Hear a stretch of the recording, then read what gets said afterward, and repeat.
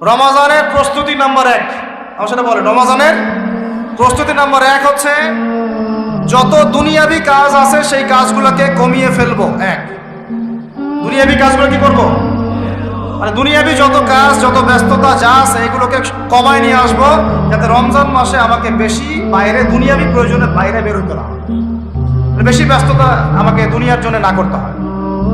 মনে করেন যে আপনি চাইলে এখন যদি সামর্থ্য থাকে রমাদান এবং ঈদের বাজার করে রাখতে পারেন, কারণ লাইলাতুল কদর নষ্ট করে ঈদের বাজার, রমাজানের অনেক রুহানিয়াত নষ্ট করে দেয় দুনিয়াবি বাজার ঘাট, তাই না? সবার সামর্থ্য হয় না, কিন্তু বড় বড় যে বিষয়গুলো আছে, বড় বড় খাবার, মৌলিক খাবার, এগুলো আপনি 2 মাসের জন্য বাসায় রাখতে পারেন সামর্থ্য থাকে। সামর্থ্য নাই তাহলে সেটা আলাদা বিষয়। মোট কথা এটা শুধু একটা বিষয় বোঝাচ্ছি না, দুনিয়াবি যত ব্যস্ততা এগুলোকে কমায় রমাজানের জন্য প্রিপারেশন নিতে হবে। আল্লাহ পাক আমাদেরকে সবাইকে রমাদানের জন্য প্রিপারেশন নেওয়ার তৌফিক দান করেন। এটা হলো মনস্তাত্ত্বিক প্রিপারেশন, যে রমাদান আসতেছে, আমি শাবান মাসেই আমি আমার কাজগুলো গোছাই নিব যাতে রমজানে আমি ফারেক থাকি ইবাদতের জন্য। বুদ্ধিমানের কাজ না এটা? আল্লাহ পাক তৌফিক দান করেন, আমিন। 2 নম্বর হচ্ছে ভাই, রমাজানের আমরা সবাই 30টা সম রাখবো বলে নিয়াত করি, আল্লাহ পাক তৌফিক দান করেন, আমিন। কিন্তু এখানে একটা কথা, 2 নম্বরটা হচ্ছে রোজা রাখার মতো রোজা রাখতে হবে। কি বললাম বলেন? রোজা রাখার মতো রাখতে হবে। এটা কেন বললেন ভাই? উত্তর দিচ্ছিস। উপোস থাকা, না খেয়ে থাকা আর সম রাখা এক জিনিস নয়। পানি ছেড়ে দেওয়া, খাবার ছেড়ে দেওয়া আর ইসলামী সম এক জিনিস নয়। অনেক ধর্মের মানুষ খাবার পানি ছেড়ে দিয়ে থাকে, উপাস থাকে না? হাদিসের মধ্যে নবীজি বলেছেন যে ব্যক্তি রোজা রেখে অন্যায় কাজ ছাড়তে পারলো না, মানে আল্লাহর মাআসিয়াত ছাড়তে পারলো না, এই যে কাবায়ের ফাওয়াহিশ এগুলো ছাড়তে পারলো না, অশ্লীলতা ছাড়তে পারলো না, মিথ্যা ছাড়তে পারলো না, বেহায়াপনা ছাড়তে পারলো না, তার না খেয়ে থাকায়, পানি না পান করায় আল্লাহর কিচ্ছু যায় আসে না। আর রোজার বিষয় বুঝলাম, রোজা কাকে বলে ভাই? মানে রোজা মানে হচ্ছে আমি আল্লাহ পাকের সমস্ত নিষেধ ছেড়ে দিব। কি করব? আল্লাহর সমস্ত নিষেধ। রোজা থেকেছি, পানি খাচ্ছি না, খাবার খাচ্ছি না, কার ভয়ে? গোসল করার সময় এক ঢোক পানি খেলে কে দেখবে? এই চেতনা তখন কাজ করে না? চুপ করে 1 লোকমা ভাত খেলে কে দেখবে? কেউ দেখবে? আল্লাহ ছাড়া কেউ দেখবে? কেউ দেখবে না। তারপর আপনি খান না কেন? কারণ আপনি অনুভব করেন যে আল্লাহ পাক আমাকে দেখছেন। এটাই হলো ইহসান। এটার নাম কি? ইহসান। এটাই বলা হচ্ছে হাদিসে জিবরিলের মধ্যে, আনতা আবুদুল্লাহ কাআন্নাকা তারাহ, তুমি এমন ভাবে আল্লাহর ইবাদত করো যেন তুমি আল্লাহকে দেখতে পাচ্ছ। ওয়া ইল্লাম তাকুন তারাহু, তুমি যদি আল্লাহকে দেখতে না পারো জেনে রাখো ফাইন্নাহু ইয়ারাক, আল্লাহ পাক তোমাকে দেখছেন। এটাকে বলে আল্লাহ কনসিয়াসনেস বা ইহসান বা তাকওয়া। আর তাকওয়া হাহুনা, তাকওয়া কোথায়? এখানে। আপনি সওমের আয়াতটা পড়েন, কুতিবা আলাইকুমুস সিয়াম কামা কুতিবা আলাল লাযিনা মিন ক্বাবলিকুম লাআল্লাকুম কি তাত্তাকুন, তোমাদের উপর সওমকে ফরজ করা হয়েছে ঠিক যেমন করে আগের উম্মতদের উপরেও করা হয়েছিল। উদ্দেশ্য হচ্ছে লাআল্লাকুম তাত্তাকুন, যাতে করে তোমরা তাকওয়া অবলম্বন করতে। তাকওয়া মানে আল্লাহ কনসিয়াসনেস, এই যে আমি খাচ্ছি না, পান করতেছি না, আমি বিশ্বাস করি আল্লাহ আমাকে দেখতেছেন, এই তো। সেই বান্দা কেমন করে রমজান চলে গেলেই বেনামাজি থাকতে পারে? রমজান চলে গেলে কি আল্লাহ তাকে আর দেখে না? সেই বান্দা কিভাবে সুদ খায়, তখন কি আল্লাহ তাকে দেখে না?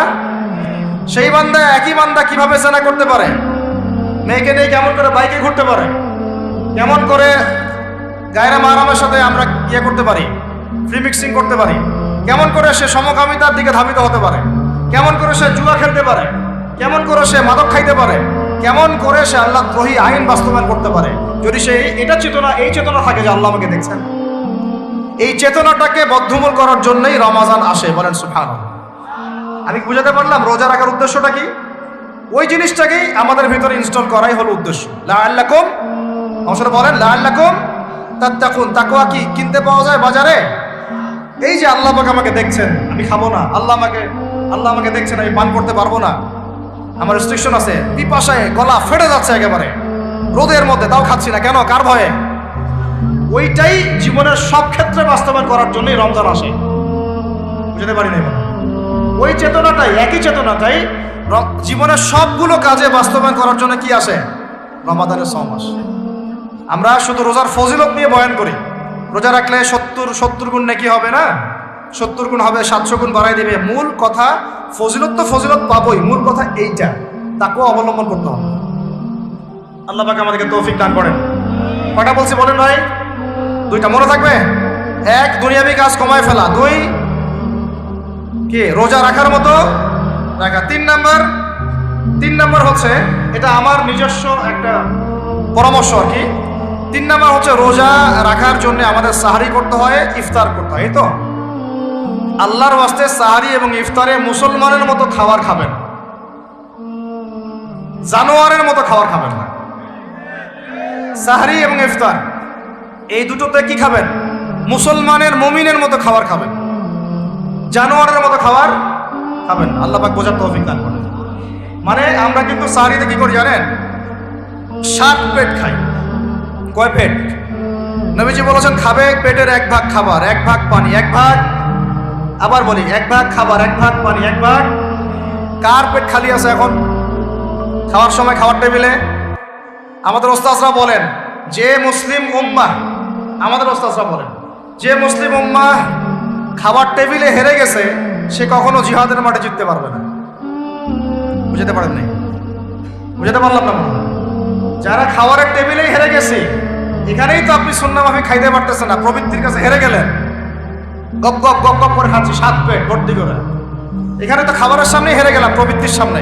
সে আবার কাফেরদের সাথে জিতবে কেমনে?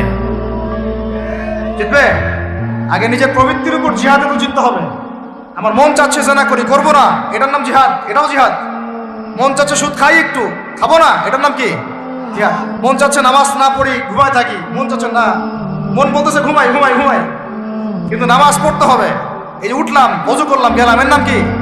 এটাও এক প্রকার কি, বরং নফসের সাথে জিহাদটা অনেক বড় জিহাদ বলা হয়েছে, বলা হয় নাই? এটা মানুষকে শক্ত করবে। একটা মেয়ে সেটা প্রেম করতে মন চায়, করবো না, ওকে দেখবো না, যাবো না কাছে, এটা শক্ত থাকার নাম কি? এটা মনের নফসের সাথে কি বুঝেন? আল্লাহ পাক আমাদেরকে নফস শক্ত করার তৌফিক দান করেন। তো ভাই, খাবার ইফতারেও এভাবে 7 পেট খাবেন না, সারিতেও খাবো না, কথা করি তো ইনশাল্লাহ। শোনেন, পরিমিত খাবেন, পুষ্টিকর খাবার খাবেন। পরিমিত খাবেন কিন্তু পুষ্টিকর খাবার খাবেন, তাহলে যথেষ্ট হবে ইনশাল্লাহ। আর এখনকার যে খাবার, এতে বেশিরভাগই ভেজাল। যত বেশি খাবো তত দ্রুত অসুস্থ হব। এই যে আমাদের ফিটনেস দিন দিন খারাপ হয়ে যাচ্ছে, তো এই যে আমরা দিন দিন যে দুর্বল হয়ে যাচ্ছি, বুঝতে পারতেছেন না আপনারা? এটা দিন দিন যে আমরা আগের জেনারেশনের মতো শক্ত না। আমাদের দাদারা, তার দাদারা যেরকম স্ট্রং ছিলেন, আমাদের ইয়াংরাও কিন্তু অত স্ট্রং না। একটা ইয়াং ছেলেকে আপনি এখন 50 বছরের একজন মুরব্বীর সাথে পাঞ্জা লাগায় দেন, পারবে না, ওই চাচাই জিতবে। তো এটার কারণ হচ্ছে ভেজাল খাবার, ভেজাল পরিবেশ, ভেজাল সব কিছু। আমরা যা খাচ্ছি বেশিরভাগই বিষ। আর আল্লাহর কসম, এগুলো মনিটর করার দায়িত্ব সরকারের, এগুলো মনিটর করার দায়িত্ব প্রশাসনের। এদেরকে মোবাইল কোর্টের আওতায় নিয়ে এসে একদম 1 বছরের জন্য ঢুকাইতে ভিতরে। আইনের সঠিক প্রয়োগ হলে এমনি সিধা হয়ে যাবে। বাঙালিদেরকে শুধু মিষ্টি মিষ্টি কথা বলে কাজ হবে না, মাঝে মাঝে কঠিন শাসন লাগে। বড় বড় কান্ট্রিগুলো আপনারা দেখে আসেন, মনে করেন রাস্তায় ড্রাইভিংয়ের সীমা দেওয়া আছে 100 কিলো, ওরা যদি 110 120 চালায় কেউ কিচ্ছু বলবে না, কোনো ট্রাফিক পুলিশও নাই।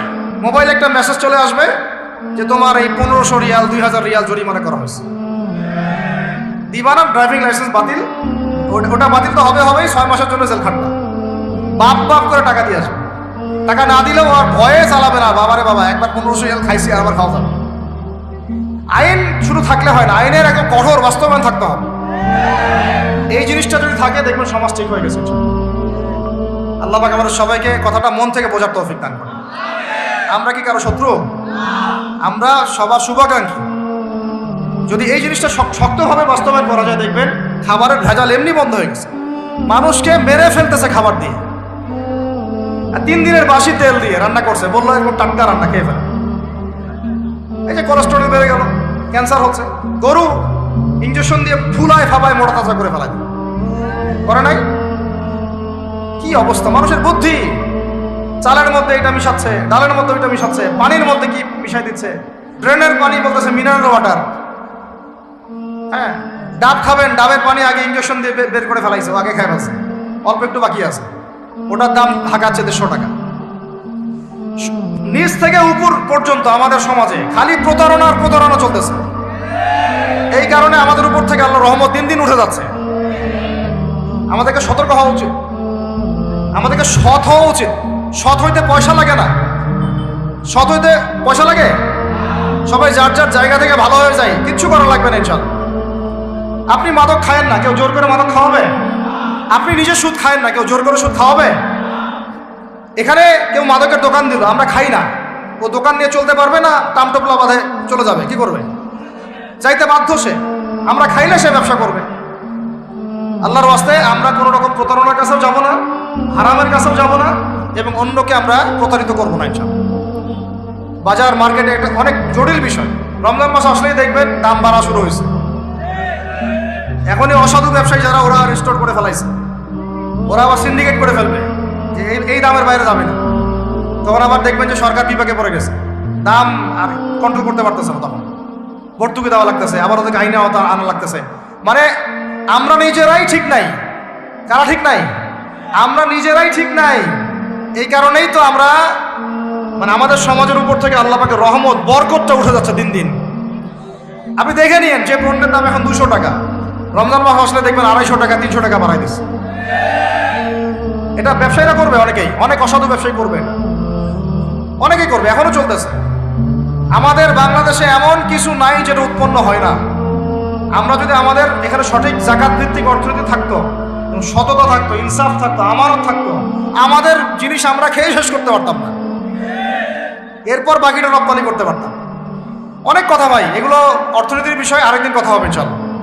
রমজানে আসছে যেহেতু এতটুকু নসিহত করি। 3 নাম্বার, যে ভাই আমরা এমনভাবে খাবো না যে খাওয়ার মনে হয় জানোয়ারের খাওয়া। ঠিক আছে ভাই, পুষ্টিকর খাবার খাবো, কিন্তু পরিমাণে কম। কম বলতে কি একবারে কম না, আপনার প্রয়োজন অনুযায়ী 3 ভাগ করে, 1 ভাগ খাবার, 1 ভাগ পানি, 1 ভাগ ফাঁকা, সুন্নাহ অনুযায়ী। আল্লাহ পাক তৌফিক দান করেন, আমিন। 4 নাম্বার হচ্ছে রমাদান মাস মানেই কোরআন। রমাদান মাস মানে কি? এই রমজানে আমরা সবাই বেশি থেকে বেশি কোরআন তেলাওয়াত করবো ইনশাআল্লাহ। কারা কারা পারি হাত তুলি? আলহামদুলিল্লাহ, হাত নামান। সবাই পারেন কোরআন তেলাওয়াত? মাশাআল্লাহ, মাশাআল্লাহ। এইটাই তো চাই, বাংলাদেশের ঘরে ঘরে প্রত্যেক ব্যক্তি যেন কোরআন তেলাওয়াত করা জানে, এটাই তো আমরা চাই। এমন যদি হয় যে 100% মানুষ কোরআন তেলাওয়াত করতে পারে, 16 কোটি মুসলিম, দিন কায়েম হয়ে যাবে ইনশাআল্লাহ, ইনশাআল্লাহ, ইনশাআল্লাহ। ভিতরে কাজগুলো করেন, আল্লাহ পাক তৌফিক দান করেন। তো ভাই, কোরআন আমরা রমজানে বেশি থেকে বেশি পড়বো ইনশাআল্লাহ ভাই, ঠিক আছে? যারা পারি না, একটা লিমিট ফিক্স করি, কমপক্ষে দিনে 1 পারা, দিনে কমপক্ষে 1 পারা, তাহলে 30 দিনে 1 খতম হবে। ওকে, আরো বেশি পারি 2 পারা, তাহলে 2 খতম হবে। আরো বেশি পারি 3 পারা। এমন আমাদের ইমামদের যুগে, আমাদের 4 ইমামদের যুগে, সরফে সালেহিনদের যুগে প্রতিদিনই 1টা করে খতম দিতেন তারা। সুবহানাল্লাহ, তাদের সময় আল্লাহ বরকত দিয়েছিলেন। সুবহানাল্লাহ, সারা রাত জেগে তেলাওয়াত করতেছেন, নামাজ পড়তেছেন, দিনের বেলা তেলাওয়াত করতেছেন। রমজান মাস হচ্ছে কোরআন নাজিলের মাস। এই মাসে যে হতভাগা কোরআন পড়তে পারলো না, তার জন্য আফসোস করা ছাড়া কিছু করার নাই। রমজান মাসে কোরআন আগে পড়বো, কোরআন শিখবো, না পারলে কি করবো? না পারলে 1 মাসে শিখবো, অন্যকে শেখাবো, কোরআনের দার্স দিব, কোরআনের মাহফিল হবে, কোরআনের তাবলীগ হবে, কোরআন নিয়ে আলোচনা হবে ইনশাআল্লাহ। আমরা জানবো কোরআনের মধ্যে কি আছে। এটা জানার সবচেয়ে উত্তম মাস হচ্ছে কি? রমাদান। আল্লাহ পাক তৌফিক দান করেন, আমিন। যারা আমরা আরবি জানি টুকটাক ভাঙাচোরা, তারা আমরা এটার অর্থ পড়বো ইনশাআল্লাহ। যারা আমরা আলেম ওলামা আছে অনেকেই, যারা ইফতার দিয়েছি, দাওরা দিয়েছি, বা আমরা তালেব ইলম ওলামা ইকরাম যারা আছে, আমরা এই কোরআনের তাফসীরগুলো পড়বো ইনশাআল্লাহ। মানে কোরআনময় রমাদান, কোরআনময় কি? এবং চেষ্টা করবেন, আমার খুব ইচ্ছা হয় যদি আল্লাহ পাক আমাকে ক্ষমতা দিতেন, তৌফিক দিতেন, আমার ইচ্ছা হয় যে রমজান মাসে বাংলাদেশের যত মসজিদ আছে সমস্ত মসজিদে কোরআন শিক্ষা ফ্রি হয়ে যাবে। ভালো উদ্যোগ না? বাংলাদেশে কত মসজিদ আছে? 1000 না লাখ? লাখ না কোটি? হয়তো কোটি কোটি মসজিদ থাকতে পারে। প্রত্যেকটা মসজিদে যদি বিনামূল্যে কোরআন শিক্ষা কার্যক্রম করা যেত রমজান মাসে, 1 মাসে আপনি দেখতেন প্রায় মিনিমাম 5 কোটি মানুষকে কোরআন শেখানো যায়। তাও হাতে কলমে, তাও কি হাতে কলমে, বই দেওয়া হতো ফ্রি। আর ওই যারা টিচার ক্লাস নেবে ওদেরকে বেতন দিব, ভাতা দিব সরকার থেকে। দেওয়া যায় না? দেওয়া যায় না? আচ্ছা যদি গভর্নমেন্ট নাও দেয়, আপনারা যাকাত থেকে দিতে পারেন, সদকা থেকে দিতে পারেন, পারেন না? নিজেদের পকেট থেকে দিতে পারেন, নিজের ব্যবসা থেকে দিতে পারেন, এলাকা ভিত্তিক দিতে পারেন, কত উৎস আছে না? যদি এভাবে প্রত্যেকটা মসজিদ থেকে কোরআন শিক্ষা কার্যক্রম চালু করা হয় রমজান মাসে, আমরা দোয়া করি আল্লাহ পাক যেন এই কথাটা পৌঁছে দেন উপরের লেভেলে। তারা উদ্যোগ নেয়, জানি না উদ্যোগ নেবে কিনা, আমাদের দায়িত্ব পৌঁছে দেবে। তো অ্যাটলিস্ট যদি সবগুলো মসজিদে নাও হয়, প্রত্যেকটা এলাকায় যদি একটা করে মসজিদও হয়, তবুও দেখবেন কয়েক কোটি মানুষকে কোরআন শেখানো যাবে ইনশাআল্লাহ। কোরআন ছাড়া এই জাতিকে আপনি ফিরাতে পারবেন না। কোরআন ছাড়া এই যুবকদেরকে মাদক থেকে ফেরানো যাবে না। কোরআন ছাড়া এই যুবকদেরকে জেনা থেকে ফেরানো যাবে না। এই টিকটক প্রজন্ম হয়ে এরা নষ্ট হয়ে গেছে, শেষ হয়ে গেছে। বাংলাদেশে আশঙ্কাজনক হারে এখন সমকামিতা বাড়তেছে, আশঙ্কাজনক হারে এখন জেনা, ব্যভিচার, পরকীয়া এগুলো বেড়ে গেছে। মাদক দ্রব্যের কি ছয়লা, এই যে গুন্ডামি, মাস্তানি, ছিনতাই কারা করতেছে? যারা ইয়াং ছেলে পেলে এরা করতেছে। এদেরকে ফিরাইতে হইলে কোরআন ছাড়া কোনো গতি নাই। আইয়ামে জাহেলিয়াতের সেই মানুষগুলো কোরআনের আলোয় শ্রেষ্ঠ মানুষে পরিণত হয়েছে। কথা বুঝতে পারেন নাই? আইয়ামে জাহেলিয়াতের সেই মানুষগুলা যারা একসময় নিজের মেয়েকে দাফন করেছিল জীবন্ত। ইন্না লিল্লাহি ওয়া ইন্না ইলাইহি রাজিউন। চিন্তা করা যায়? আপনি আপনার মেয়েকে দাফন করতে পারবেন জীবন্ত? পারবেন? বলেন। এরকম মানুষ যারা এই কাজ করেছিল, তারা কোরআনের সংস্পর্শে এসে সোনার মানুষে পরিণত হয়েছে। এই কিতাব আল্লাহ পাক নাজিল করেছেন ওই ঘরের উপরে উঠিয়ে রাখার জন্য না, মাঝে মাঝে বের করবো, ধুলা মুছবো, চুমু খাবো, রেখে দিব, এই জন্য না। বাবা মারা গেছে, খুললাম, পড়লাম, সব বক্সায় দিলাম, এই জন্যে না। শুধু এই কিতাব আল্লাহ পাক নাজিল করেছেন যারা আমরা হৃদয়ে ধারণ করি। কোথায় ধারণ করি? তো হৃদয়ে ধারণ করবো তো তখনই যখন আমি বেশি তেলাওয়াত করবো, বেশি বেশি পড়বো, সবাইকে পড়াবো, শেখাবো। আল্লাহ পাক আমাদের সবাইকে কোরআনের বিপ্লব ঘটানোর তৌফিক দান করেন, আমিন। তো প্রিয় ভাইরা, 4 নম্বর কাজ, কোরআন শিখবো, পড়বো, শেখাবো, দর্শ দিব। কোরআনের একদম বিপ্লব। রমজান মাসে ইনশাল্লাহ কোরআনময় রমাদান হবে ইনশাল্লাহ। রমজান মাসে অন্য কোনো বইও পড়ার দরকার নেই প্রয়োজনে। কোরআন পড়েন, হাদিস পড়েন আর কোরআন পড়েন। কোরআন এবং হাদিস, অন্য কোনো বই, বিষয়ভিত্তিক বই পড়ার দরকার নেই। আর অ্যাটলিস্ট 1 মাস আপনি না পড়েন। এরপরে আসি 5 নাম্বার। একটু বড় হয়ে যাচ্ছে যদিও, আমি সংক্ষিপ্ত করে বোঝাচ্ছি, শুনেন। 5 নাম্বার হচ্ছে রমাদান মাসে, একটু ধৈর্য ধরেন। রমাদান মাসে আমরা ফরজ ইবাদতগুলোকে সর্বোচ্চ গুরুত্ব দিব ইনশাআল্লাহ। যেমন সবার আগে কি? সালাত। এই একটাই বল, সালাত। সালাত নাই, ইসলাম নাই। সালাত নাই, সে ব্যক্তি মুসলিম না। সোজা কথা শুনেন, সালাত অস্বীকার করে সে ব্যক্তি মুসলিম না। নবীজি বলছেন, মান তারাকা সালাতান মুতাআম্মিদান ফাকাদ কাফারা। কেউ যদি ইচ্ছা করে সালাতকে অস্বীকার করে, ছেড়ে দেয়, সে ব্যক্তি কি হয়? কাফারা, কুফরি করে। সালাত না পড়ার কারণে ইমামগণ বলেছেন তাকে মুসলমানদের কবরস্থানে দাফনও করবা না। কোন কোন ইমাম বলেছেন তাকে জানাজাও দিবা না। কোন কোন ইমাম বলেছেন তাকে জেলখানায় বন্দি করে রাখবা। কোন কোন ইমাম বলেছেন তাকে মৃত্যুদণ্ডের শাস্তি দিবা। নামাজ না পড়াটা যেমন তেমন পাপ না, তো ইচ্ছা হইলে পড়লাম, ইচ্ছা হইলে পড়লাম না, এমন না। যারা নামাজি তারাও যদি নামাজে সচেতন না হয়, তাদের জন্যও শাস্তি আছে। নাউযুবিল্লাহ।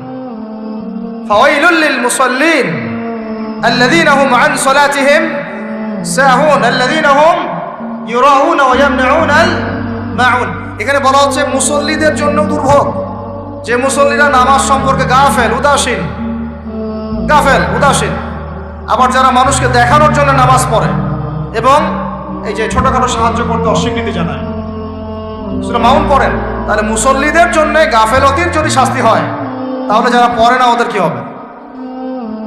বলেন, মা সালাকাকুম ফি সাকার।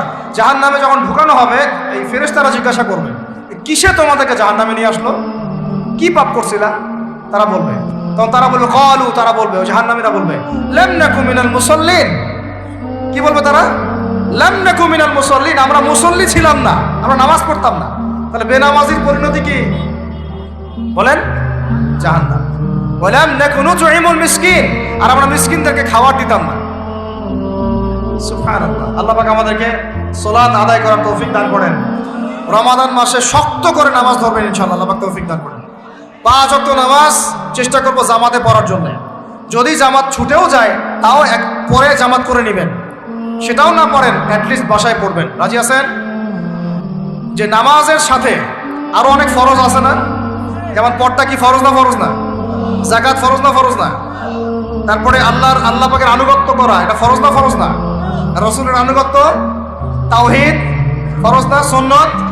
এই জিনিসগুলো ফরজগুলোকে শক্ত করে ধরবো ইনশাআল্লাহ। রাজি আছেন? আর 4 নাম্বার হচ্ছে রমজান, এটা কি 5 নাম্বার না? 5 নাম্বার রমজান মাসে ফরজ ইবাদতগুলোতে সর্বোচ্চ গুরুত্ব দিব ইনশাআল্লাহ। রাজি? 6 নাম্বার হচ্ছে, এটা কত 6 বলছি? 5। 6 নাম্বার হচ্ছে ফরজের পাশাপাশি সুন্নত এবং নফলের পাবন্দি। ফরজের পাশাপাশি সুন্নত এবং নফলের পাবন্দি মানে দেখেন, ফরজ নামাজের আগে পিছিয়ে অনেক নামাজ আছে না সুন্নত? দৈনিক 12 রাকাত সুন্নত যে ব্যক্তি পড়বে তার জন্য জান্নাতে ঘর নির্মাণ করা হবে। কোন 12 রাকাত? ফজরের আগে 2, ফজরের আগে, জোহরের আগে 4, তারপরে 2, তারপরে মাগরিবের পরে, এশার পরে, মোট কত হইল? 12। এই 12 রাকাত নামাজ যে ব্যক্তি দৈনিক পড়বে তার জন্য জান্নাতে ঘর নির্মাণ করা হবে। রমজান ছাড়া এগুলো ধরার উত্তম কোনো সময় আছে? অনেক সময় মিস হয়ে যায়, রমজানে যেন ধরি আমরা, আল্লাহ পাক তৌফিক দান করেন। এর পাশাপাশি দেখেন দৈনন্দিন অনেক সুন্নতের আমল আছে না? বিভিন্ন কাজের দোয়া, মাসনুন দোয়া, জিকির আজকার এগুলো আছে না? এই প্রত্যেকটা কাজকে শক্ত করে আঁকড়ে ধরবেন ইনশাআল্লাহ, আল্লাহ পাক তৌফিক দান করবেন। আমিন। যে কাজটা করবেন তার আগে জেনে নেবেন ওই কাজটা কিভাবে করলে সুন্নত হবে। সকালে উঠে এক দৌড় দিয়ে বাথরুমে যাবেন না, উঠে আগে বসবেন, চোখ ঘষবেন, মুখ থেকে ঘুমের ভাব দূর করবেন, তারপরে বলবেন আলহামদুলিল্লাহ আল্লাযী আহইয়ানা বা'দা মা আমাতানা ওয়া ইলাইহিন নুশুর। তারপরে আপনি যাবেন আস্তে আস্তে বাথরুমে, বাম পা দিয়ে ঢুকলেন, ইস্তেঞ্জা করলেন, ডান পা দিয়ে বের হবেন। ঢোকার সময় দোয়া আছে, আল্লাহুম্মা ইন্নী আউযু বিকা মিনাল খুবসি ওয়াল খাবাইস। বের হওয়ার সময় আলহামদুলিল্লাহ আল্লাযী আযহাবা আনিল আযান ওয়া আফানি গুফরানাকা, দোয়া আছে। এগুলো সুন্নাহ মোতাবেক কাজ করবেন। বুঝাতে পারতেছি? কাপড় পরবেন, যে কোনো কাপড় পরবেন না। যে কাপড় যে সুন্নত নবী পড়তেন সেই সুন্নত পরবেন। চেহারা নবীর মতো হতে হবে, ক্লিন শেপ চেহারা চলবে না, ক্লিন শেপ চেহারা চলবে না। অনেকে মনে করেন যে এটা তো ফরজ কিছু না, এত তাচ্ছিল্য করেন কেন? এটাকে শেভ করা মানে হলো নবীর সুন্নতকে জবাই করা। বুঝতে পারি নাই? এক মুষ্টি রেখে কাটেন সেটা আলাদা ইস্যু, আলাদা মাসালা। পুরুষের চেহারায় দাড়ি থাকতেই হবে, মাস্ট বি। পোশাক আশাক থাকতেই হবে নবীর মতো। আমরা আমাদের সংস্কৃতি নিয়ে গর্বিত না? গর্বিত না? ইসলামিক সংস্কৃতি কোনো দেশ, জাতি, বর্ণ নির্দিষ্ট করে আছে না সবার জন্যে? আমাদের নবী কি আরবদের নবী না পুরো বিশ্বের নবী? তাহলে আমাদের নবীর সুন্নত কি শুধু আরবরা পালন করবেন, আমরা সবাই করব? এখন আমাদের সবার চেহারা নবীর সুন্নাহ অনুযায়ী হতে হবে। গোফ ছোট করতে হবে, দাড়ি লম্বা করতে হবে, পোশাক ঠিক করতে হবে, টাকনুর উপরে কাপড় পরতে হবে। এখন ছেলেরা পরে টাকনুর উপর কি, হ্যাঁ ছেলেরা পরে টাকনুর নিচে, আর মেয়েরা পরে কি উপরে। এরপরে বসে ছেলের সাথে বাইকে, দেখবেন হাঁটু পর্যন্ত দেখা যায়। সেটা এমন না? এখন হুজুর আপনারাও দেখেন না? আমরা দেখি না, আপনারা দেখান। আমরা কি করি না? আমরা দেখি না, বরং আপনারা দেখান। দেখালে আমরা চোখটা সরাই বলি আউযু বিল্লাহি মিনাশ শাইতানির রাজিম। চোখে বললে আমরা কি বলি? আউযু বিল্লাহি মিনাশ শাইতানির রাজিম। এখন আসেন আমাদের পোশাক আশাক, কথাবার্তা, চলাফেরা, আমল, খাওয়া, ঘুম, ব্যবসা বাণিজ্য যা আছে, রাজনীতি, অর্থনীতি, সমাজনীতি, সবকিছু নবীর সুন্নাহ মাফিক ঢেলে সাজাইতে হবে। রাজি কিনা? রমজান মাসে এটা নিয়ত করা যাবে ইনশাআল্লাহ? ইনশাআল্লাহ, আল্লাহ পাক তৌফিক দান করেন। আমিন। কয়টা বলছি ভাই?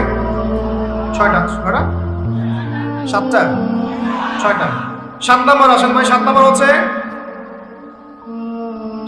হচ্ছে আমরা কোনো অবস্থায় হারাম কোনো রিজিকে যাব না। রাজি? রোজা রাখতেছেন, ইবাদত করতেছেন, নামাজ পড়তেছেন, তারাবি পড়বেন, অনেক কিছু করবেন। এবার এদিকে রিজিকে সুদ, এদিকে রিজিকে ঘুষ, রিজিকে এখানে দুর্নীতি, এখানে করাপশন, এখানে বাপে কম দেওয়া, একটা ইবাদতও কবুল হবে না। হারাম রিজিক থাকলে বিশ্বাস করেন, আমি এমনি কথা বলতেছি না। নবী সাল্লাল্লাহু আলাইহি ওয়াসাল্লাম বলেছেন ইন্নাল্লাহা তাইয়্যিব লা ইউকবালু ইল্লা তাইয়্যিব। আল্লাহ পবিত্র, আল্লাহ পবিত্র ছাড়া গ্রহণ করেন না, কবুল করেন না। মুসাফিরের দোয়া আল্লাহ ফিরাই দেন না। সেই মুসাফির যদি হারাম খায় সেই দোয়াও কবুল হচ্ছে না। একজন মুসাফির হাত তুলে দোয়া করছিলেন, নবীজি বলছেন মাথায় ধুলা, গায়ের কাপড় ঠিক নাই, মুসাফির সেজদায় আল্লাহর কাছে দোয়া করছে, হাত তুলে দোয়া করছে, আল্লাহ আমাকে এটা দাও, ওইটা দাও, ওইটা দাও, ইয়া রব্বি ইয়া রব্বি ইয়া রব্বি। নবীজি বলছেন এই ব্যক্তি যদিও মুসাফির কিন্তু কিভাবে তার দোয়া কবুল হতে পারে? তার পানীয়টা হারাম, তার খাবারটা হারাম, তার পোশাকটা হারাম। যেতে পারছি ভাই? এমনিতে মুসাফিরের দোয়া কবুল হয়। 3 ব্যক্তির দোয়া আল্লাহ ফিরাই দেন না। কয় ব্যক্তি? এক নাম্বার হচ্ছে মুসাফির, 2 নাম্বার হচ্ছে কি সন্তানের জন্য পিতামাতার দোয়া, আর 3 নাম্বার কি মাজলুমের দোয়া। মাশাআল্লাহ, আপনারা জানেন ভালোই। মাজলুম মানে কি? যার উপর জুলুম করা হয়, যার উপর জুলুম করা হয়েছে। আমরা এখন কিন্তু সবাই মাজলুম, তাই না ভাই? পুরো মুসলিম উম্মাহ এখন মাজলুম। ইনশাআল্লাহ এই অবস্থা থাকবে না। ইনশাআল্লাহ জালেম যেখানে জুলুম করবে পতন হবে, সমস্ত জালেমদের পতন বিশ্ব থেকে হবে ইনশাআল্লাহ। এটা সময়ের ব্যাপার। কিসের ব্যাপার? আল্লাহ পাক পরীক্ষা করছেন আমাদেরকে। তো কথা প্রসঙ্গে চলে আসলো, 3 ব্যক্তির দোয়া আল্লাহ পাক ফেরত দেন না, মাজলুম, সন্তানের জন্য পিতামাতার দোয়া এবং মুসাফিরের দোয়া। কিন্তু যদি রিজিক হারাম হয় তাহলে হবে না। তাহলে আমাদের নসিহত নাম্বার কত? এটা 7। আমরা কোনো অবস্থায় হারাম রিজিকে সম্পৃক্ত হব না। রোজা রেখে তো মোটেই না, এবং এটা চর্চা করবো যাতে করে আমরা হারাম থেকে বেঁচে থাকতে পারি। ঠিক আছে ভাই? 8 নাম্বার হচ্ছে আমরা রমজান মাসে সবার যাকাতগুলো দিয়ে দিব ইনশাআল্লাহ। যাকাত যাদের ফরজ হয়েছে আল্লাহর রাস্তায় যাকাত দিয়ে দেন। যাকাত দিবেন না, এটাও জাহান্নামে যাওয়ার অন্যতম কারণ। ওই সম্পদগুলোকে এভাবে গলানো হবে, গলিয়ে মুখে, গালে, পার্শ্বদেশে, চামড়ায় লাগিয়ে দেওয়া হবে। সূরা তাওবায় আছে এটা। কোন সূরায়? তাওবায়। যাকাত দিতে হবে। কেউ যদি যাকাতকে অস্বীকার করে সে কাফের হয়ে যাবে। কেউ যদি যাকাতকে অস্বীকার করে কি হয়ে যাবে? কাফের হয়ে যাবে। কেউ যদি মনে করে নামাজ ফরজ, নামাজ মানি, যাকাত মানি না, কি হয়ে যাবে? কাফের হয়ে যাবে। এখন আমার কথা হচ্ছে ইসলামী অর্থনীতির মূল ভিত্তি হচ্ছে যাকাত। যাকাত যদি ঠিকঠাক মতো দিতেন বাংলাদেশে একটা দরিদ্র মানুষও খুঁজে পাওয়া যাইত না। এটা গাল গল্প না, এটাই বাস্তবতা। কিন্তু আমরা সেটা বাস্তবায়ন করতে পারি নাই, পারছি না। আমার কথা শোনেন ভাই, বাংলাদেশে এমন অনেক মানুষ আছে, হাজার হাজার, যাদের যাকাত যদি আপনি কালেক্ট করতে পারেন সমাজে একটা দরিদ্র মানুষ খুঁজে পাওয়া যাবে না। এমন একজন মানুষের যাকাত দিয়ে আপনি একটা গ্রামের মানুষকে খাওয়াইতে পারবেন। মিলসের মালিক যাকাত দেয় না, গার্মেন্টসের মালিক অনেক যাকাত দেয় না, ফ্যাক্টরি মালিক যাকাত দেয় না, অনেকে কানাডায় বাড়ি ঘর করতেছেন, এখানে যাকাত দেন না। আছে না এরকম? যাকাত না দিলে ইসলামের খুঁটি থেকে নাম কাটা পড়ে গেল। ইসলামের ভিত্তি কয়টা? 5টা না? তাওহীদের পরে কি সালাত না? সালাতের পরে কি যাকাত, তারপরে না রমাদান এবং হজ, তাই না বিষয়টা? আল্লাহ পাক আমাদেরকে ইসলামের এই 5টা পিলারের অন্যতম পিলার যাকাতের উপর আমল করার তৌফিক দান করেন। কয়টা বললাম ভাই? 8টা। 9 নাম্বার হচ্ছে যাকাত যাদের ফরজ হয় না। আচ্ছা, যাকাত সম্পর্কে 2টা কথা। যাকাত কিন্তু সোনারও যাকাত আসে, রূপারও যাকাত আসে, এই গবাদি পশুরও যাকাত আসে, আবার কৃষি জমিরও কিন্তু যাকাত আসে। কৃষি জমির ফসলের কি হয়? যাকাত আসে। ওটাকে ওসর বলা হয়। আমরা অনেকে এটা জানিও না। ওলামায়ে কেরামদের সাথে পরামর্শ করবেন আপনার সম্পূর্ণ যাকাত আসছে কিনা, এটা নিসাব পরিমাণ হলে বের করে ফেলতে হবে। আল্লাহ পাক আমাদেরকে যাকাতগুলো বের করার তৌফিক দান করেন। আচ্ছা, আর যাকাত দিবেন এমন জায়গায় যেখানে দিলে দিনের খেদমত হচ্ছে। ইন্নামা সাদাকাতু লিল ফুকারা ওয়াল মাসাকিন ওয়াল আমিলিনা আলাইহা ওয়াল মুআল্লাফাতি কুলুবুহুম। আয়াত আছে না? ওয়া ফির রিকাব। এটা সূরা তাওবায় আছে না? সূরা তাওবার 60 নম্বর আয়াত। কত নম্বর? 60। সূরা তাওবার কত নম্বর? এই সূরার 60 নম্বর আয়াতে যাকাতের 8টা খাত বর্ণিত আছে। এই যে কোনো খাতে আপনি দিতে পারেন, তবে আমার পরামর্শ দিনের রাস্তায় ফি সাবিলিল্লাহ এগুলোতে যাকাত দিলে ভালো হবে, আত্মীয়দেরকে দিলে ভালো হবে, মিসকিনদেরকে দিলে ভালো হবে ইনশাআল্লাহ। আল্লাহ পাক তৌফিক দান করে দেন। তো এটা হলো 8। 9 নাম্বার হচ্ছে 9 না 8? 8 শেষ হলো। 9 নাম্বার। 9 নাম্বার যাকাত ছাড়াও আমরা বেশি বেশি দান সদকা করবো ইনশাআল্লাহ। রমজানে বেশি বেশি সদকা করবেন, বেশি বেশি সদকা। মানে সদাকার এমন ক্ষমতা আছে যে আপনার তাকদিরে মনে করেন একটা বিপদ লেখা আছে, মনে করেন তাকদিরে একটা বিপদ আছে, আপনি এখানে সদকা করছেন, সদকা করছেন, এই সদাকার ওসিলাতে আল্লাহ পাক আপনার এই বিপদটা দূর করে দিতে পারেন। একটা রোগ হয়েছে, বিপদে পড়ে গেছেন, এখন যদি গোপনে গোপনে সদকা করতে থাকেন এবং ওই ওসিলায় আল্লাহর কাছে দোয়া করেন যে আল্লাহ এই সদকার ওসিলায় আমার এই বিপদটা তুমি কাটায় দাও, আল্লাহ কাটাই দিবেন। সৎকার এমন ক্ষমতা আছে, তবে এটা ঢাকঢোল পিটায় না, যত পারেন গোপনে গোপনে। হ্যাঁ, প্রকাশ্যেও দেওয়া যায়, গোপনে দেওয়া উত্তম। গোপনে দেওয়া কি উত্তম, প্রকাশ্যেও দেওয়া যাবে, কোনো সমস্যা নেই। আমরা সদাকা দিব, বেশি বেশি বেশি চেষ্টা করবো আত্মীয়র হক দেওয়ার, আত্মীয়দেরকে দেওয়ার জন্য। প্রতিবেশী, আমাদের সমাজের ইয়েতিম, আমাদের সমাজের বিধবা, আমাদের সমাজের মিসকিন, ভালো ভালো জায়গায় সৎকার করবেন। ঢাকা শহরে দেখা যায় অনেক সময় আমরা গাড়ি নিয়ে যাই, গাড়ির সামনে গ্লাসে নক করে টাকা যাচ্ছে, আল্লাহর ওয়াস্তে কিছু দেন। কে জানি এই হাদিসটা ভিক্ষুকদেরকে শিখাইছে। কোন হাদিস জানেন? যে আল্লাহর ওয়াস্তে কারো কাছে কিছু চাইলে ফিরাইতে হয় না। আল্লাহর ওয়াস্তে যদি কেউ আপনার কাছে কিছু চায়, যে আল্লাহর ওয়াস্তে ভাই আপনার কাছে আমি 10টা টাকা চাচ্ছি, থাকলে দেন, তাহলে এটা ফিরাইতে হয় না। বেচারা আল্লাহর ওয়াস্তে চাইছে, আমি ফিরাবো কেন? আল্লাহর দোহাই দিছে। তো প্রত্যেকটা ভিক্ষুক দেখবেন চায় আল্লাহর ওয়াস্তে দেন। সেটা নিয়ে গাঁজা খাক আর কি করে করবো, আল্লাহর ওয়াস্তেই চাচ্ছে। অনেক সময় দেখা যায় অনেক ভিক্ষুকের ফ্ল্যাট আছে ঢাকায়। কি আছে? আর আমরা ভাড়া থাকি, যারা দেই তারা ভাড়া থাকি, হয় ভিক্ষুকের ফ্ল্যাট আছে। সুবহানাল্লাহ। তো প্রতারণা যুক্ত, বোঝার বুদ্ধি নাই কোথায় দিলে ভালো হবে। এই জন্যে বাছাই করে করে সৎকার করবেন, দিনই খাতগুলোতে বেশি সৎকার করবেন। আল্লাহ পাক তৌফিক দান। আর সবচেয়ে ভালো হয়, আমার পরামর্শ, সবচেয়ে ভালো হচ্ছে আত্মীয়দেরকে দিবেন। এখানে আপনি 2টা নেকি পাবেন। কয়টা? এক, আত্মীয়র হক রক্ষা করলেন, হক আদায় করে তার নেকি, সৎকার তো করলেন, এটার নেকি আছে। আবার আত্মীয়র সম্পর্ক বজায় রাখলেন, সুসম্পর্ক বজায় রাখলেন, এটা আরেকটা নেকি। আত্মীয়তার সম্পর্ক রক্ষা করা বিশাল ইবাদত।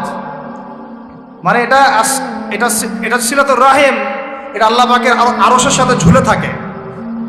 যে আত্মীয়তার সম্পর্ক রক্ষা করে, আল্লাহ পাক তাকে রক্ষা করবেন।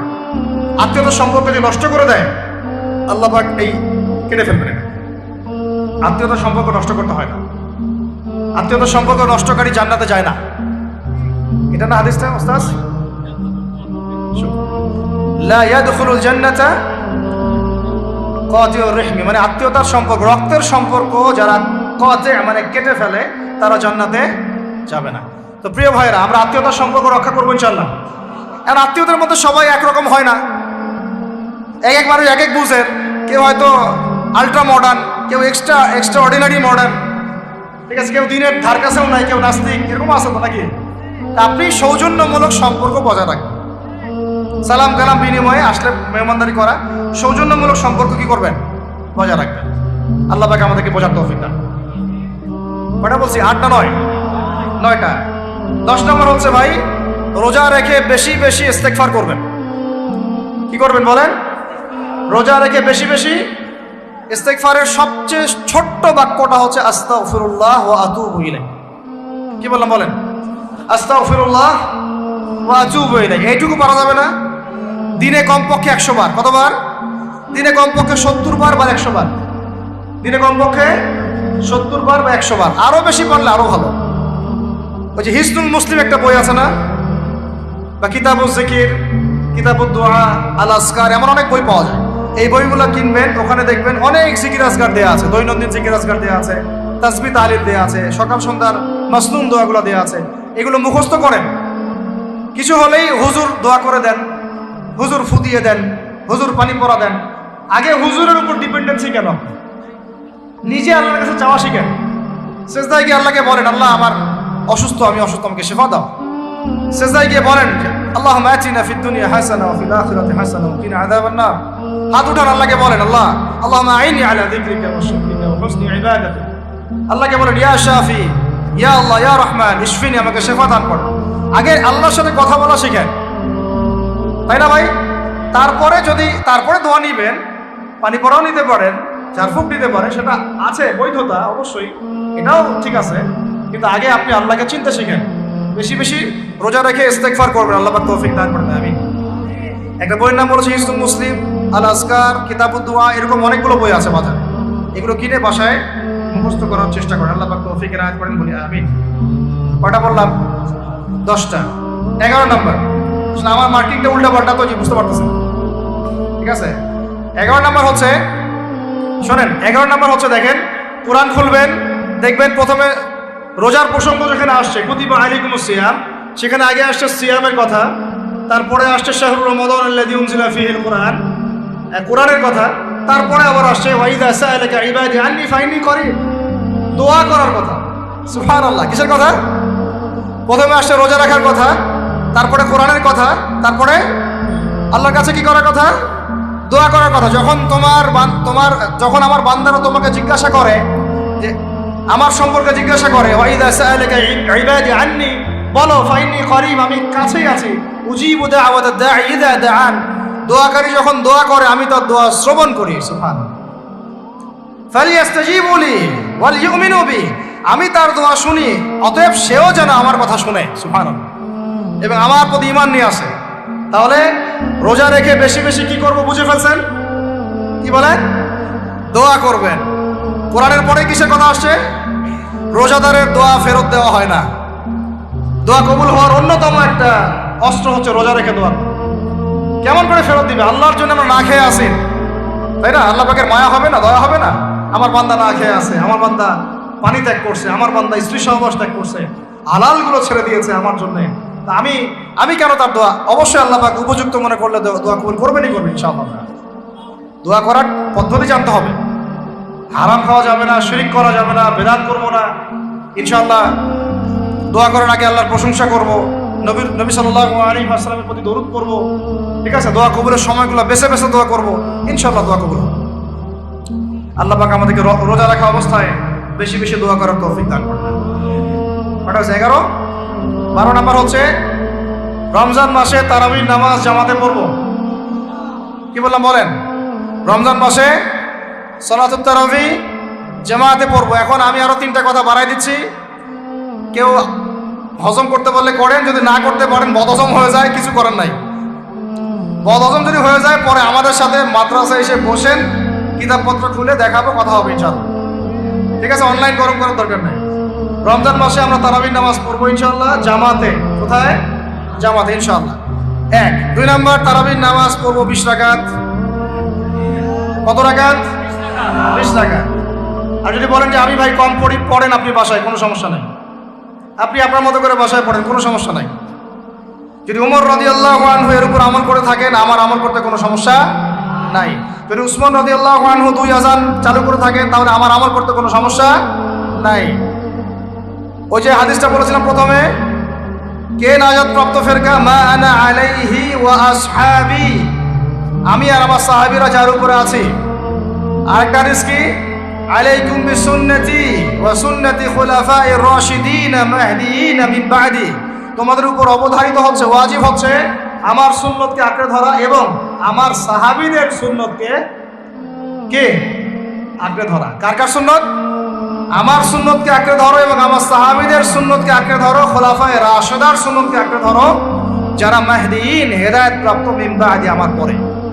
সাহাবায়ে কেরাম যদি কিছু চালু করেন, আমল করতে কোনো দোষ নাই, বরং এটাই হচ্ছে সুন্নতের আরো শ্রেষ্ঠ অনুসরণ। কারণ আমি তো ওমরের চেয়ে বড় পরহেজগার হইতে পারবো না, পারবেন? তাহলে আমি তো উসমানের চেয়ে দিন বেশি বুঝি না।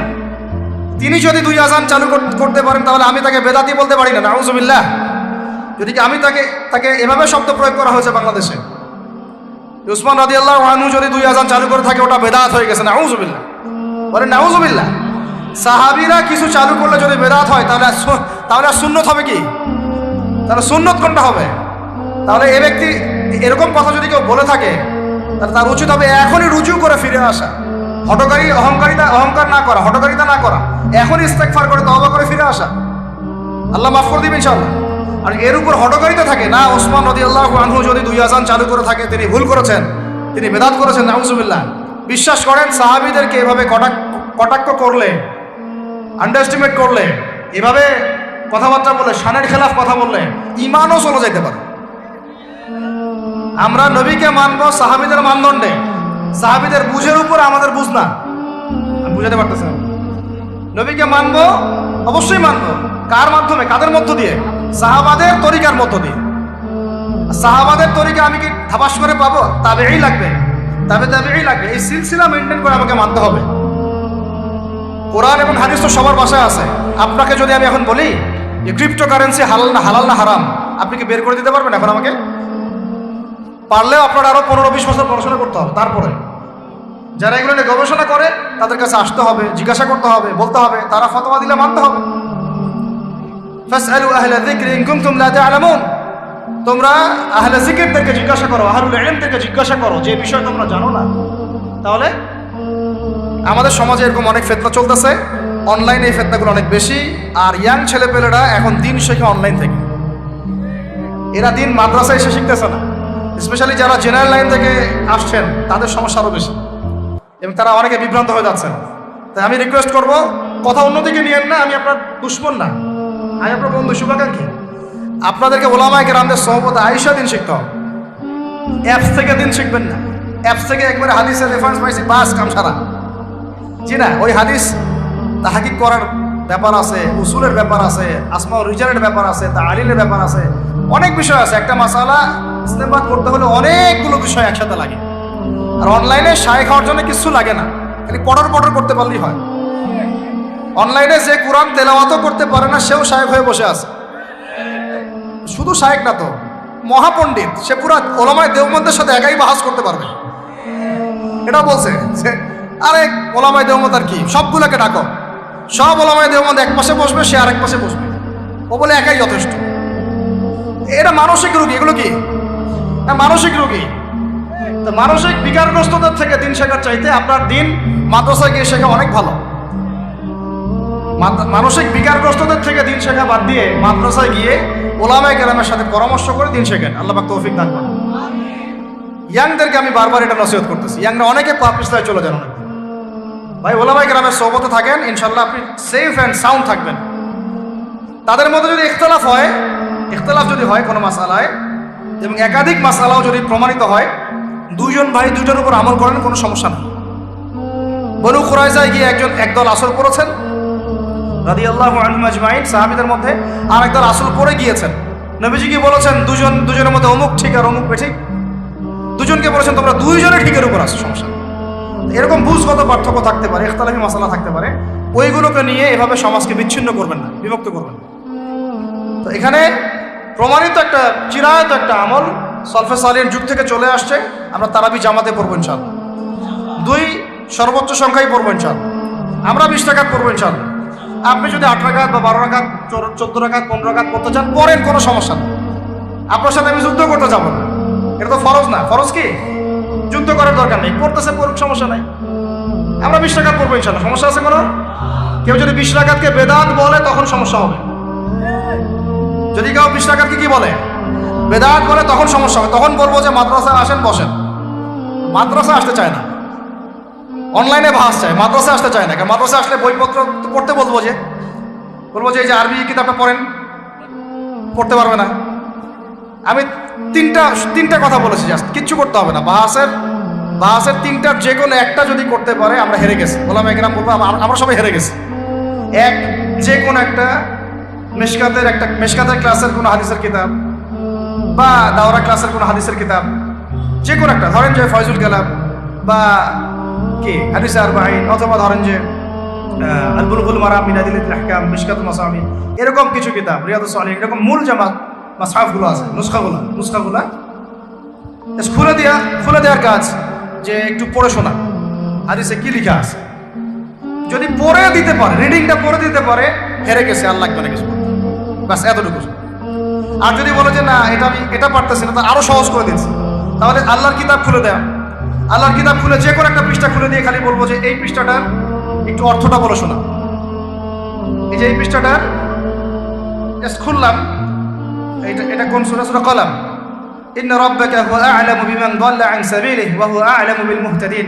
এইভাবে ফালা তুতি'ল মুকাদ্দিবিন ওয়াদ্দু লাউ তুদহিনু ফায়ুদহিনুন, এখান থেকে শেষ পর্যন্ত ক্বালু ইয়া ওয়াইলানা ইন্না কুন্না তাগিন।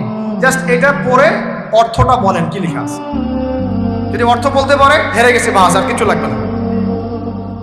এটাও যদি না পারে, তৃতীয় অপশন, লাস্ট, যে কোনো একটা পৃষ্ঠা খুলে বলবো যে ভাই, হে আমার দিনী ভাই, মুসলিম ভাই, শুধু এইটাকে রিডিংটা পড়ে শুনুন, অর্থ করতে হবে না, সহি শুদ্ধ ভাবে। যদি পড়তে পারেন, হেরে গেছে, বাস। আর কিছু পড়তে পারবো? আর কিছু বলার আছে? ব্যাস। মানুষ কত বেয়াদব হলে, এবং কত মানে কি ভাষা নেই আসলে বলে। ওর একজন আলেমকে বলতেছে সে নাইট বয়, একজনকে বলতেছে কিউট বয়, একজনকে বলতেছে সে কি প্লে বয়, টাইটেলগুলো বের করে আনতেছে। আলেমদেরকে বলতেছে অমুক আলেম হচ্ছে প্লে বয়, অমুক আলেম হচ্ছে নাইট বয়, অমুক আলেম হচ্ছে কিউট বয়। আস্তাগফিরুল্লাহ, আস্তাগফিরুল্লাহ। বেয়াদবি। কারণ কোরআন হাদিসের কিতাব আদব তাজকিয়া এগুলো তো এক জিনিস না। ওলামা কেরামের সাথে থাকলে আদব আর তাজকিয়া শেখা যায়। ওলামা কেরামের সহমতে থাকলে কি হয়? আদব শেখা যায়, তাজকিয়া শেখা যায়। এলেম থাকলে তো আদব আসে না। এগুলো তো পর্নোগ্রাফি যারা দেখে ওদের কথা এগুলো। পর্ন ইন্ডাস্ট্রিতে যারা ছিল তারা পর্ন ইন্ডাস্ট্রিতে দেখা যায় প্লে বয় শব্দ আছে, কিউট বয় শব্দ আছে, হ্যাঁ নাইট বয় শব্দ আছে। তো এগুলো এরা জানলো কিভাবে? তাহলে কি আমরা ধরে নিব যেটাই 52 সালে 53? হ্যাঁ, আচ্ছা আল্লাহ মাফ করো। আমরা কিছু গেস করতে যাচ্ছি না। আমরা যে বাসের 3টা শর্ত দিয়েছি ভাই, এই 3টার একটা যদি করে দেখাইতে পারে আমি হেরে গেছি। শুধু হেরে গেছি না, আমি জীবনে স্টেজে উঠবো না ইনশাআল্লাহ। ওয়াজও করা বাদ দিয়ে দেবো ইনশাআল্লাহ। জান আর কি বলবো? মাসআলা সাবিত করতে হবে না। তো আমরা ওলামায়ে কেরামের সহমতে যেহেতু আসি, ওলামায়ে কেরামদের সম্মিলিত ফতোয়া তারাবির সালাত কত রাকাত? ব্যাস পড়বো ইনশাআল্লাহ। 1 নম্বর জামাতে পড়বো। তারপর বাধ্যতামূলক না ভাই, আপনি চাইলে অল্প করে চলেও যেতে পারেন। আপনি টায়ার্ড হয়ে গেছেন, 10 রাকাত পড়ছেন, 12 রাকাত পড়ছেন, বাসায় গিয়ে বাকিটা পড়বেন বা পরে পড়বেন বা পড়লেনও না, গোনাহ হবে না। কিন্তু একটা চিরায়ত আপনি চিরায়ত একটা সুন্নাতকে বেদাত বলতে পারেন না। বেদাত বললে তখন আপনার সাথে বাহাস হবে। কি হবে? বাহাস হবে। আর 3 নম্বর কথা হচ্ছে তারাবির সালাত আমরা খতমে তারাবি পড়বো ইনশাআল্লাহ। একদম খতমে তারাবি। এটা নিয়েও কিন্তু কথা উঠছে, খতমে তারাবি বেদাত। আরে ভাই, রমজান মাসে যদি কোরআন খতম না দেয় কোন মাসে খতম দিবে? এখনো তো মক্কা মদিনায় আপনি দেখবেন কি হচ্ছে, খতমে তারাবি এখনো ওখানে হচ্ছে। ওখান থেকে জোরে আমিন নিয়ে আসতে পারেন, 20 টাকার তারাবি আনতে পারেন না? ওখান থেকে আপনি রফুল ইয়াদাইন নিয়ে আসতেছেন, ঠিক আছে, ওকে ফাইন, আমরা কোনো ঝগড়া করতেছি না, এটা আছে, দলিল আছে, দলিল আছে, আমল করুক, সমস্যা নাই। কিন্তু আপনি সেখান থেকে খতমে কোরআন নিয়ে আসতে পারতেছেন না। আমরা কিছু নিব না, এমন কেন হচ্ছে? কে বলছে যে তারা কোনো মাযহাব ফলো করে না? তারা হাম্বলি ফিকহ ফলো করে, তারা হাম্বলি ফিকহ ফলো করে চলে। তারা একটা নির্দিষ্ট এবং 4 মাযহাবের 4টা ফিকহের ব্যাপারে তারা উদার। বড় বড় বিশ্ববিদ্যালয়গুলোতে 4টা মাযহাবের গভীর পড়াশোনা করানো হয়। এরপরে যদি কেউ মুস্তাহিদ হয়ে যায় সে তখন ইজতিহাদ করে চলবে ইনশাআল্লাহ। কিন্তু ওই রকম দাবি কয়জন করতে পারে যে আমি মুস্তাহিদ হয়েছি? তো আল্লাহ পাক আমাদেরকে তৌফিক দান করেন, এগুলো কথা বোঝার তৌফিক দান করেন। এগুলো বলতে চাইনি, প্রসঙ্গ এসে গেল, বলে ফেললাম। এখন ভাই বলেছি তারাবির নামাজ জামাতে খতমে তারাবি চেষ্টা করবো ইনশাআল্লাহ 20 টাকা। আল্লাহ পাক তৌফিক দান করেন। কত বললাম ভাই? 12 আর 3টা 13 14 কোন 13 হচ্ছে শেষ রাত্রেও কিছুটা সময় হলেও আল্লাহকে ডাকার চেষ্টা করেন, সুন্নত নফল কিছু পড়ার চেষ্টা করেন, দোয়া করেন, কিছু কোরআন তেলাওয়াত করেন। ওই সময় আল্লাহ পাকের রহমত নেমে আসে। আল্লাহ পাক আহ্বান করতে থাকেন, কে আছো আমার কাছে চাইবা, কে আছো আমাকে ডাকবা, কে আছো আমাকে আমার কাছে কিছু চাইবা, ডাকবা, ক্ষমা প্রার্থনা করবা, আমি তোমাকে ক্ষমা করে দিব, আমি তোমাকে যা চাও তাই দিব, আমি তোমার ডাকে সাড়া দিব। এইভাবে আল্লাহ পাক ফজর পর্যন্ত বলতে থাকেন। ইনশাআল্লাহ ইনশাআল্লাহ এটাকে কিয়ামুল লাইল করবেন, তাহাজ্জুদ পড়বেন। এটা তাহাজ্জুদ আপনি এমন না যে আপনি তারাবি পড়েছেন বলে পরে নামাজ পড়তে পারবেন না, এমনটা কিন্তু বিষয়। আপনি পরেও শেষ রাত্রেও নামাজ পড়তে পারবেন ইনশাআল্লাহ। আল্লাহ পাক তৌফিক দান করেন, আমিন। 13 হয়েছে, 13 শেষ, 14 হচ্ছে ভাই যদি সামর্থ্য থাকে রমজান মাসে একটা উমরা করে আসে। যদি সামর্থ্য থাকে, সবার তো সামর্থ্য নাই, কিন্তু যদি সামর্থ্য থাকে রমজান মাসে একটা উমরা করে আসতে পারেন। আল্লাহ পাক যারা নিয়াত করেছে উমরা করার, আল্লাহ পাক করার তৌফিক দান করেন। আর যারা আল্লাহর ঘর দেখে নাই, আল্লাহ পাক সবাইকে দেখার তৌফিক দান করেন। যারা হজ ফরজ হয়েছে অবিলম্বে হজ করার তৌফিক দান করেন। আল্লাহ পাক আমাদের সবাইকে ফরজ হজ আদায় করার তৌফিক দান করেন। এবং যাদের সামর্থ্য আছে আল্লাহর মাকবুল বান্দা, তাদেরকে আল্লাহ পাক বেশি বেশি আল্লাহর ঘর জিয়ারত করার তৌফিক দান করেন, আমিন। তো ওইখানে না গেলে ভাই ইসলামের অনেক কিছু বোঝা যায় না, মন থেকে উপলব্ধি করা যায় না। এই রাসূলের জীবনে আপনি পড়তেছেন, সুন্নতগুলো আমল করতেছেন, যখন তার রওজার সামনে দাঁড়াবেন, সালাম দিবেন, আসসালামু আলাইকা আইয়ুহান নবী ওয়া রাহমাতুল্লাহি ওয়া বারাকাতুহু, আপনার কলিজাটা একদম কেঁদে উঠবে। তখন মনে হবে যে এখানে নবী সাল্লাল্লাহু আলাইহি ওয়াসাল্লাম এখানেই আছে। তো তার যুদ্ধ করা সেই বদরের মাঠ, সেই উহুদের প্রান্তর, সেই বনু কুরাইজা, সেই আপনার মসজিদে কুবা, এই মক্কা, এই বাইতুল্লাহ, এই হারাম, এগুলো না দেখলে, চোখে না দেখলে আপনি উপলব্ধি করতে পারবেন, ফিলটা আসবে। কথা বুঝতে পারছেন? আল্লাহ পাক আমাদেরকে সামর্থ্যবানদেরকে উমরা করার তৌফিক দান করুন। এরপরে হচ্ছে যে কটা শেষ হয়েছে? 14টা 13টা 14টা হয়ে গেছে। আচ্ছা, শেষটা হচ্ছে রমজানে আমরা আমাদের আশপাশের সমাজের যত দরিদ্র মানুষ আছে, অসহায় দরিদ্র ইয়েতিম বিধবা মিসকিন এরকম মুসলিম যারা আছে তাদের সবাইকে ইনশাআল্লাহ রমজানের পণ্য সামগ্রী খাদ্য সামগ্রী বিতরণ করবো ইনশাআল্লাহ। এই উদ্যোগটা আমরা সবাই নেই তো আল্লাহ পাক নেওয়ার তৌফিক দান করেন। প্রত্যেকটা এলাকা ভিত্তিক যুবকরা দাঁড়ায় যাও, হালাল যাদের অর্থ ওদের থেকে কালেকশন করো, করে প্যাকেট রেডি করো। এক পাশে রমজানের প্যাকেজ, চাল ডাল ছোলা বুট যা যা হয় রমজানের প্যাকেজটা করে সমাজের নিম্নবিত্ত, একদম নিম্নবিত্ত নিম্ন মধ্যবিত্ত, নিম্নবিত্তরা চেয়ে খাইতে পারে, নিম্ন মধ্যবিত্তরা কিন্তু চেয়েও খাইতে পারে না, ওদের গায়ের হতে লাগে, তাই না? তাদের নাম লিস্ট করে করে সবার ঘরে ঘরে পৌঁছে দেওয়ার চেষ্টা করো, আল্লাহ পাক তৌফিক দান করে। আমরা শুধু একাই খাবো, একাই করবো, একাই ভালো থাকবো, এটা চিন্তা করলে হবে না। সমাজের আপামর এই দরিদ্র জনগোষ্ঠীর পাশে রমজান মাসে আমাদের সবাইকে দাঁড়ানো উচিত। আল্লাহ পাক দাঁড়ানোর তৌফিক দান করেন, আমিন। আর এর সাথে একটা জিনিস জুড়ে দিলাম, রমজান মাসে আমরা বেশি বেশি মানুষকে ইফতার করাবো ইনশাআল্লাহ। কারণ যাকে ইফতার করাবেন এই রোজাদারের রোজার নেকি আপনার আমল নামায় যুক্ত হয়ে যাবে ইনশাআল্লাহ। অতএব বেশি বেশি ইফতার করাবো এবং রমজান মাসে ইফতার বিতরণ প্রজেক্ট এবং প্যাকেজ আমরা রেডি করবো ইনশাআল্লাহ। এবং সমাজের সমস্ত দরিদ্র মানুষ, অসহায় মানুষ, ইয়েতিম বিধবা মিসকিন তাদের ঘরে ঘরে আমরা গিয়ে পৌঁছে দেবো ইনশাআল্লাহ। আল্লাহ পাক আমাদেরকে এই কাজগুলো করার তৌফিক দান করে দেন, আমিন। রমজান মাস কেন্দ্রিক এই 15টা নসিহত সবাই মনে রাখি, মাথায় রাখি, দিলের মধ্যে রাখি। আল্লাহ পাক আমাদের সবাইকে সুস্থতার সাথে রমজান মাসে এই কাজগুলো করার তৌফিক দান করে দেন। আজকের মতো এখানে শেষ করছি। আকুলু কওলি হাযা আস্তাগফিরুল্লাহ লি ওয়া লাকুম ওয়া লিসাইরিল মুসলিমিন। বারাকাল্লাহু লানা ওয়া লাকুম বিল আয়াতিল হাকীম। ইন্নাহু তাআলা জাওয়াদুন কারীম ওয়া রাউফুর রহিম।